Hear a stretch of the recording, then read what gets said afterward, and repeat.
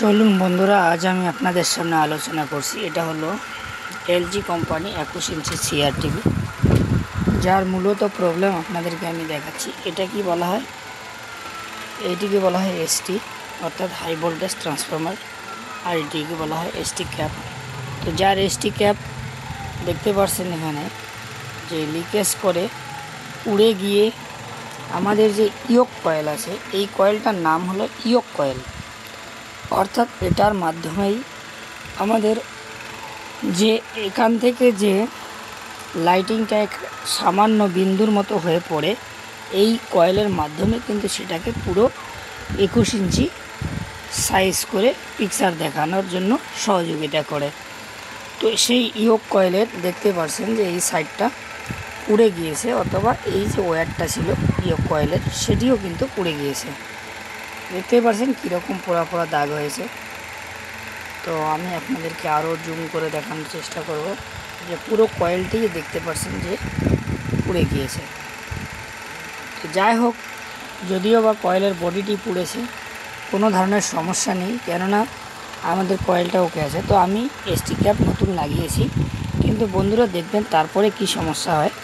এখনও একটু একটু ফায়ারিং করতেছে। এর জন্য আমাদেরকে একটা কেমিক্যাল ব্যবহার করতে হবে।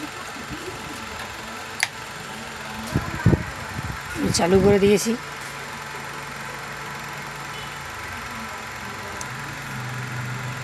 তো দেখছেন আমাদের সুইচিং করতে হবে, কারণ এলজি টিভির সাধারণত নিয়ম হলো সামনের দিকে সুইচিং করতে হয়। তো আমি সুইচিং করে দিয়েছি, দেখতে পাচ্ছেন আপনারা চালু হয়ে গেছে। তো আমি আপনাদেরকে দেখাবো যে এখনও এক ধরনের একটা আওয়াজ করার মতো সমস্যা কিন্তু হয়ে থাকতেছে, সম্ভবত চালু হয়নি।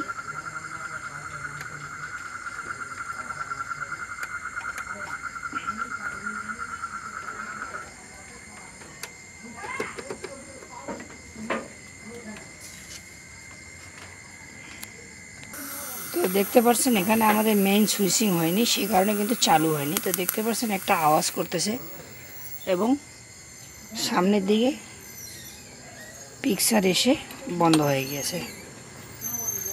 তো আমি আবারও চেষ্টা করব।